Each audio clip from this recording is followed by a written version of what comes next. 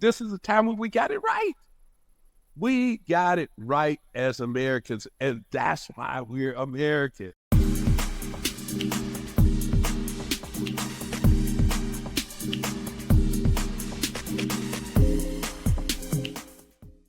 On this episode, we're looking at the history of economic inequality in our country.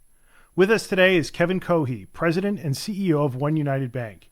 Kevin is not only an ardent advocate and practitioner for equality, but also comes from a family with a rich history of using business and finance as a tool for justice. Kevin, thank you for being with us today. Thank you for having me. So we were talking ahead of time about your family, your history, and kind of the legacy that eventually led you into effectively the career you have today.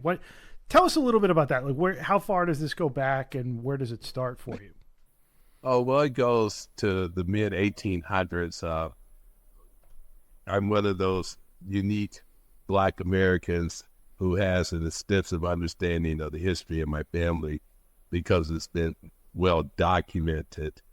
From the perspective of financial institutions and our involvement in the struggle to create economic equality in America, it traces directly to my three great-great-great-grandfather, whose name was Charles Cohee, who was a very prominent man in Oklahoma. As you may know, when slavery ended, it wasn't like white America was embracing the idea of us being an integrated society and developed many plans for how we would move forward in a nation that was divided between the European population and the formerly enslaved populations. One of those ideas was to move Black Americans and Indians into Oklahoma. And so the idea was Oklahoma would be for the exclusive use of Indians and Black people. Of course, that gave way over time as the country discovered that there were tremendous economic resources in Oklahoma, and as a result of that, recanted on the initial promise for it to be a refuge for Indians and Black people. And this was at a time before Oklahoma was a state, correct? Which I believe was early 20th century. Okay, got it. Yeah. Oklahoma. Some people would say the literal translation of the word Oklahoma is red man's land, but there are different interpretations of that. So it was a haven for Indians and Black people, and one of the major exodus of Indians and Black people out of what would be considered the traditional southern states was to Oklahoma, and something that this march that was well documented called the Trail of Tears, where people were leaving. They were originally, here again, this is going way back, they were originally in Mississippi and controlled substantial parts of the Mississippi Valley, and ultimately were required through a treaty with the United States government to move to Oklahoma. And so they were part of this group that moved to Oklahoma.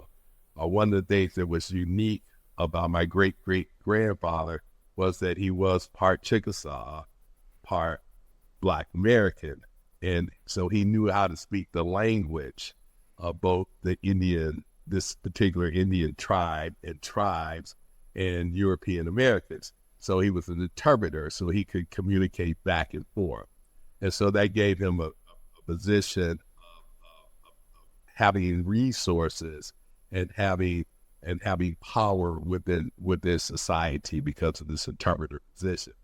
Now, in terms of bringing this towards modern history, earlier we were talking about Juneteenth Day, and as part of that, looking at this whole issue of what they call Greenwood, Oklahoma, this affluent community that developed as part of Tulsa, Oklahoma, which is widely recognized as one of the most successful communities that's ever existed in Black America.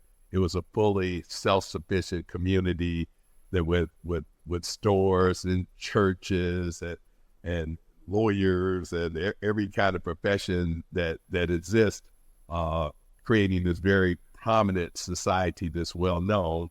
One of the questions that's always asked is, how did that community come to exist? Why was this Oklahoma the place where such a prominent economic development taking place? Why wasn't it in New York City or Philadelphia or Pittsburgh or some well-known industrial center? Well, the reason is because my great grandfather, Charles Cohee, who was the head of something called the Chickasaw Freemen at the time, was able to negotiate an agreement with the United States government so that the Black people and Indians would receive the proverbial 40 acres and a mule.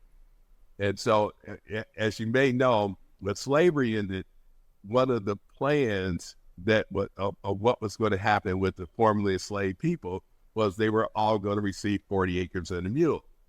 Had that actually taken place, we believe that almost the entirety of America would have been changed, because there would have been resources in the hands of the formerly enslaved Americans, as opposed to being free and being given no resources, which is essentially what has created the root of a lot of the challenges, the economic challenges we faced in our society. We went from slavery to Jim Crow without Black Americans or Indians, to some degree, to a lesser degree, being given compensation for slavery.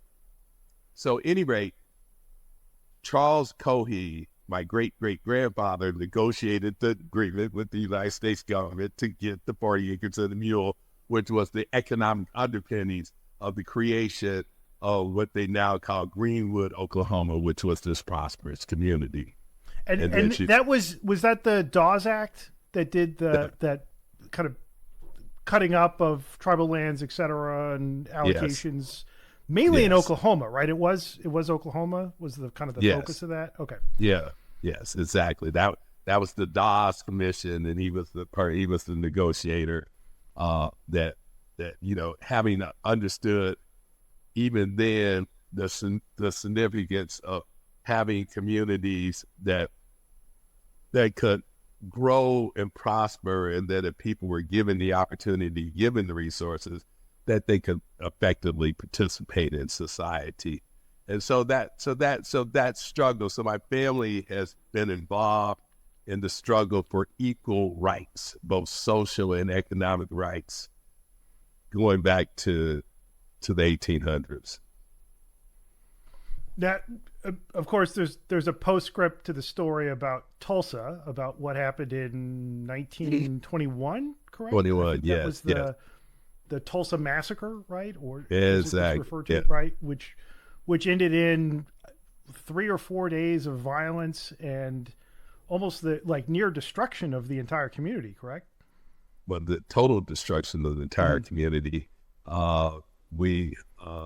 People who were jealous and envious of what had been accomplished, and who were racist, is what we would call them today, descended upon these communities and literally pillaged and murdered the entire community, destroying what was the example of Black America prosperity.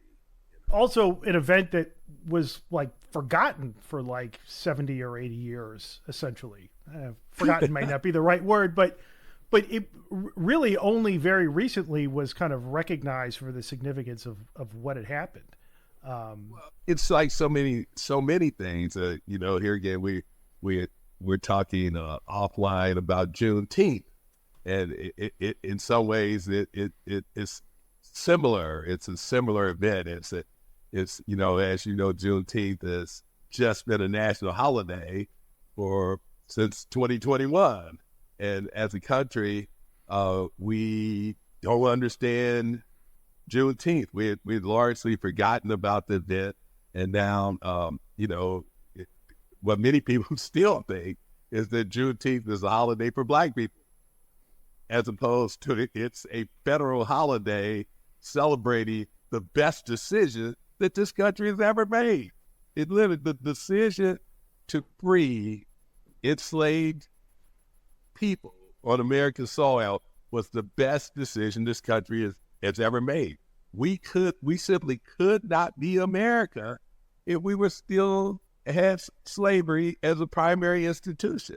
Think about this. So how could you, if we were as a society, were continuing to participate in something that's brutal and cold-blooded and inhumane as slavery, which of course, doing that in of itself affects both the enslaved and the enslaver, we would have no position of leadership even in our own country, much less the world.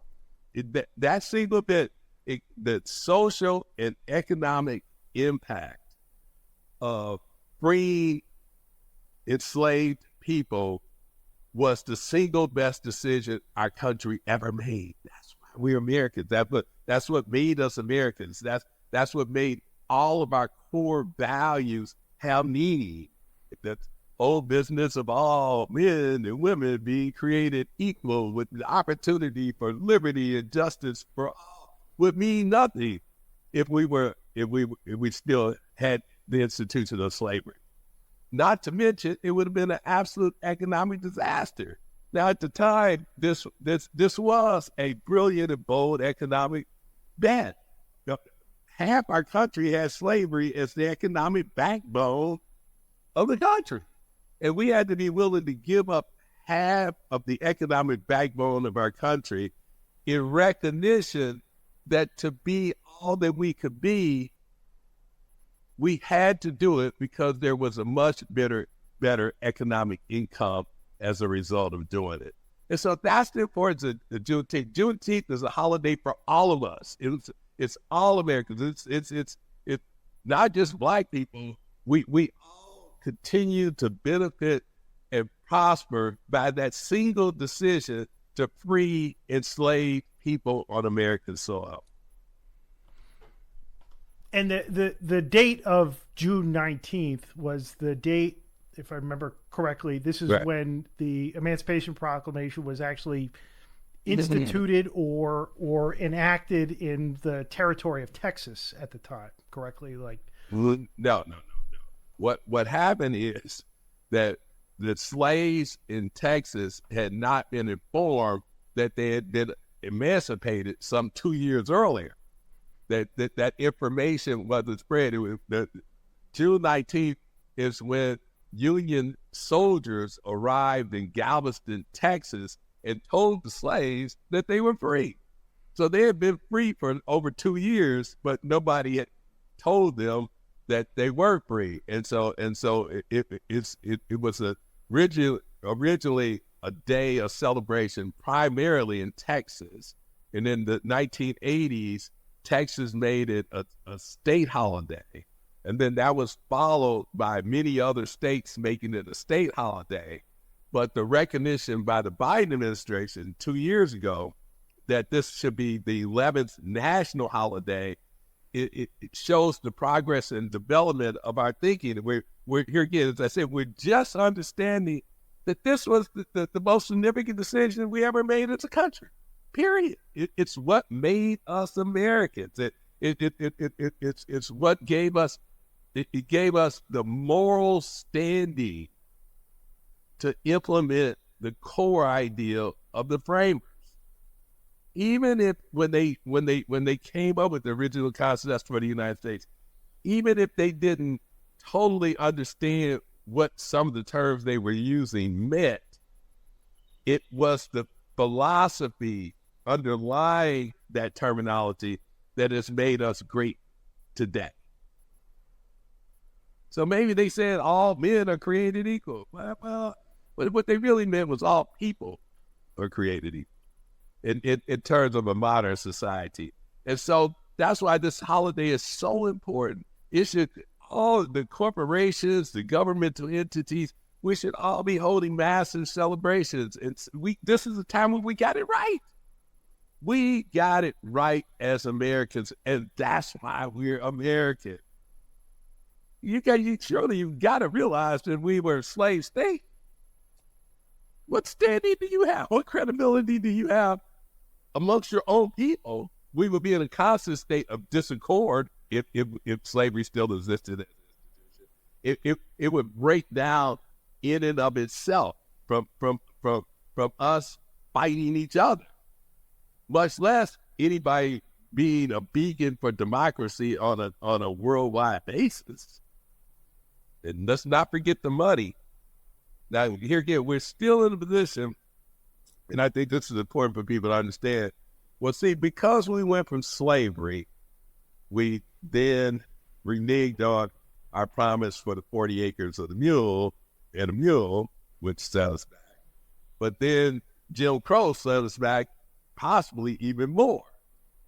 But now as Jim Crow goes away, you're starting to see this continuing, what I'm just going to call freedom dividend, this dividend from the freeing of slaves starting to increase more and more.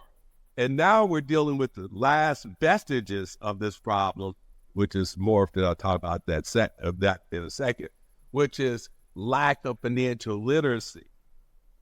See, that's the last. We live in a society that, let's face it, forgot to teach financial literacy. It just skipped our mind. So K through 12, we don't teach the most important skill that you have to have in life, the thing that you deal with in every day. The reason you have this podcast is because of your financial literacy. And so what's happened in our society is we've morphed from being the society where the haves and the have-nots were determined by things like race and religion, all the stuff we grew up with, to the society that now where the haves are the people who are financially literate, and the have-nots are the people who are not financially literate. So it's moved away from, it's morphing away from race and religion as dividing factors to this knowledge, this particular kind of knowledge, this particular type of skill, which people like you and me have. So that means you get the jobs, you get to do the podcast, you understand money and how to make money. That allows you to protect yourself and not only your family now, but future generations of your family. So that's where the challenge is in continuing to get the economic benefit of the previous decisions we made as a society. So how has that impacted your background, your upbringing, your career that kind of led you into what would become OneUnited? Well, from a very young age, because of my, as you can imagine, with my family background, my family was very interested in the issues of racial and economic equality. So I can remember as a very young man being around my uncles who were very involved in the civil rights movement. And I can remember a gentleman pulling me aside at one of these meetings, in one of these civil rights organizations meetings, and telling me, "Hey, Kevin, we have enough brothers out here fighting these battles in the street. We need brothers who can run institutions, who can do things like take over a bank, give us access to the payment system. That's what we need out of you." So in many ways, my life is an assignment, if you will. It was an assignment to create a national Black-owned bank. Now, here again, that idea that you're talking about also is very rooted in American history. It wasn't our idea to create a national Black-owned bank. That's something that came from the leadership of Black Americans. People like W.E.B. Du Bois, people like Booker T. Washington. As different as they were as leaders, they both advocated for the creation of a national Black-owned bank. No less than Martin Luther King. Martin Luther King, in his "I Have a Dream" speech, talked about the importance of a Black-owned bank. Their view was that in order for Black Americans to overcome the vestiges of slavery and deal with Jim Crow, that we needed to have a company that could do what they call garner the economic spending power of Black America and its allies, and to rechannel those resources into our communities, what now are translated to low to moderate income communities, to help them to grow and prosper. So you gather up the money, and then you retail it into the communities. So they saw it as playing that kind of leadership role. It was that concept that I and my team are executing. We created that bank. It started off, as you may know, as a roll-up. As you mentioned, we were originally buying banks. We bought one in Boston, bought one in Miami, bought two in Los Angeles, and we're going to buy up all the small Black-owned banks and create OneUnited Bank. Well, the thing is, as we were on that journey, we recognized over a decade ago, hey, wait a minute, this banking thing is going to completely change as we know it. Why? Because of technology. So technology was creating the opportunity for people to be able to receive their banking services more conveniently. And very importantly, it was creating the opportunity to create a whole new type of banking product. But to move from what we call utilitarian banking products, things like checking and savings accounts, to these products that actually help you to make money. And so that shift, we saw that shift coming over a decade ago, and it had all kind of ramifications. Of course, it was led by this thing we call artificial intelligence, which, transformed all businesses. It's not just banking, by the way. Banking is but one business where its business model is changing. Because as you know, look, people don't want to drive down the street and around the corner and stand in line, no matter how good your donuts are. This stuff, they want to receive their banking services 7 days a week, 24 hours a day, and spend money all over the world. So their expectations of services is changing. Now, that doesn't mean that there's no role for branches, because we have branches. We're what you call a branch-like model. You have some branches, but then you also have the technology. And so when we saw that shift happen, then we started to focus on building out our financial technology infrastructure to be able to service customers on a nationwide basis and to be able to create a unique set of products that would allow us to be effective in fulfilling our mission.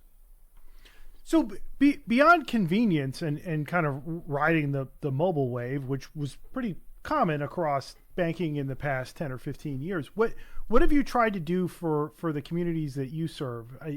We had talked before about you're organized as a CDFI, and that has like a specific set of requirements and goals and gives you certain capabilities. But how else do you structure exactly what you do that's unique and that uniquely serves the needs of your customers? Okay, I'm glad you asked that question, because it's what truly makes OneUnited Bank unique. It makes OneUnited Bank such a big deal. As we just talked about, if you looked at, there are numerous studies that talk about what is the major problem that faces people in our society. Frankly, it transcends race and religion, that kind of stuff. Well, it's financial. They would call it financial wellness or lack thereof. So in other words, if you talk to a typical person about what are they thinking about, mainly it's financial related issues and financial related challenges. How much money do I have? Where am I going to get the money? The money this, the money that, the money the other.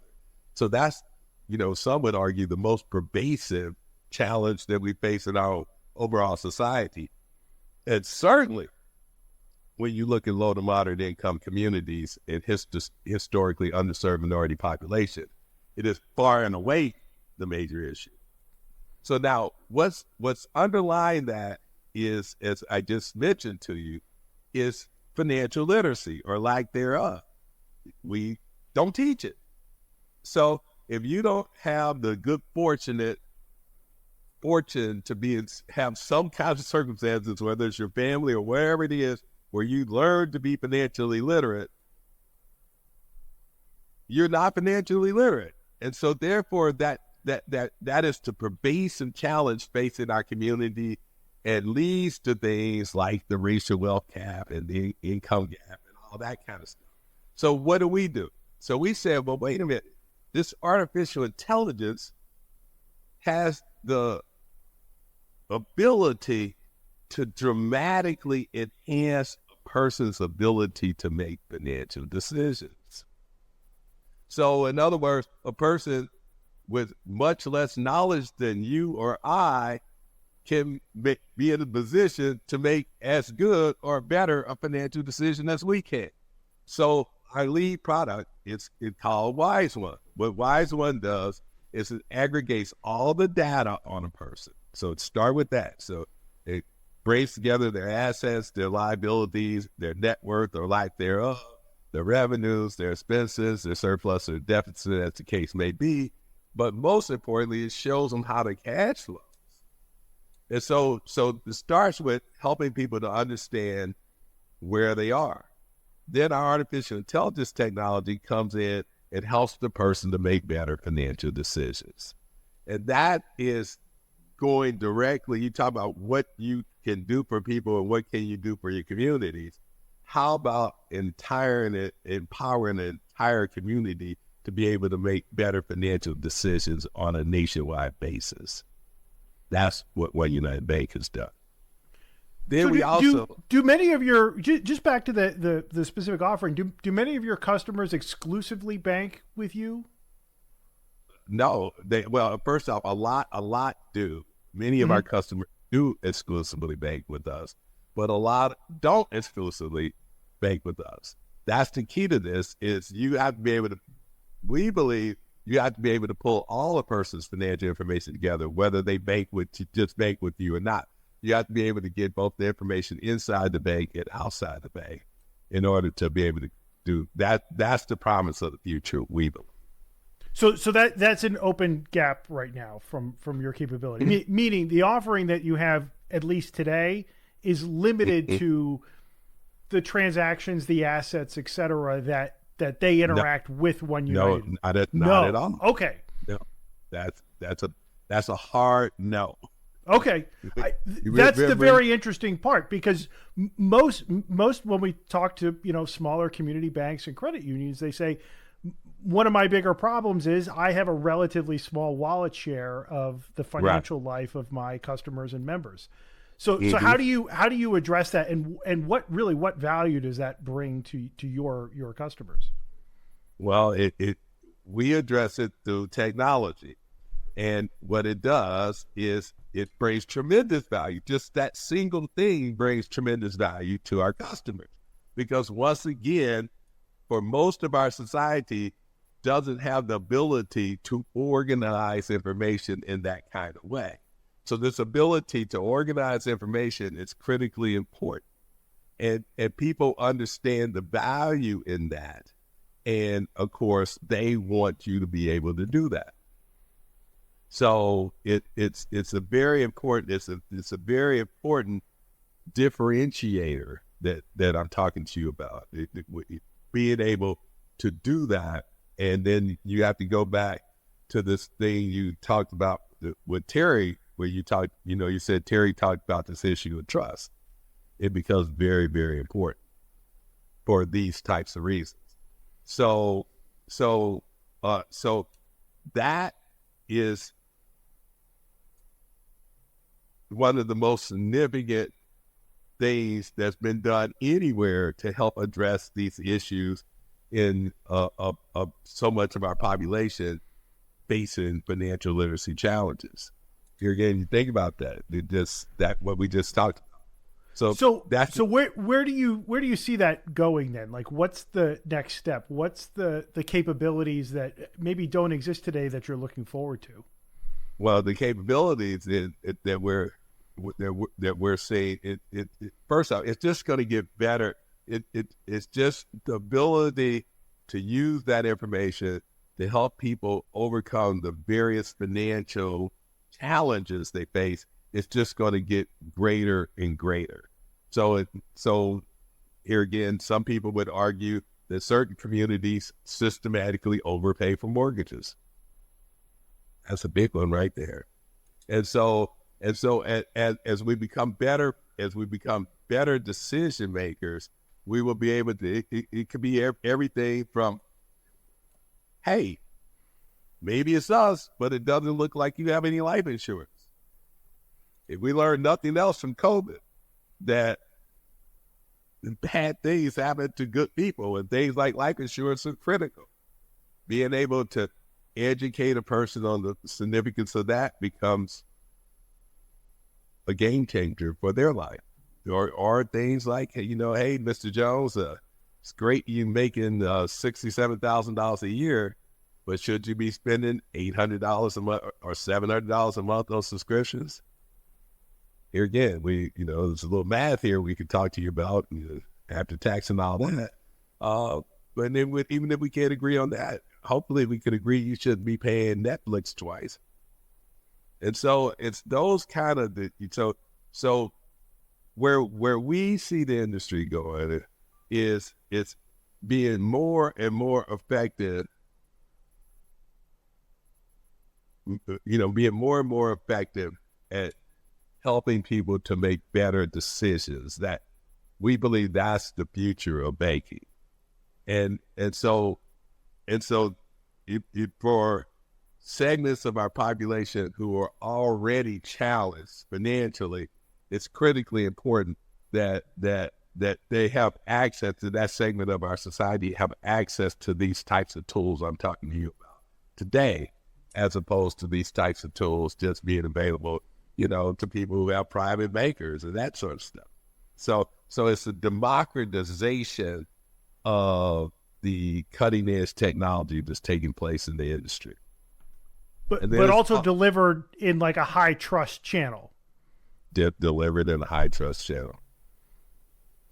Well, Kevin, this has been a fascinating conversation. Thank you very much for coming today and sharing with us. If people are interested in learning more about you or your background, or certainly more what OneUnited is doing, and this is a very interesting offering, where can they go to get more information?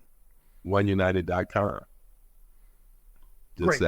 We'll put a link in the show notes. UNITED.com. OneUnited.com. And we'll put a link in the show notes. Kevin, thank you very much for being here. Thank you very much for having me.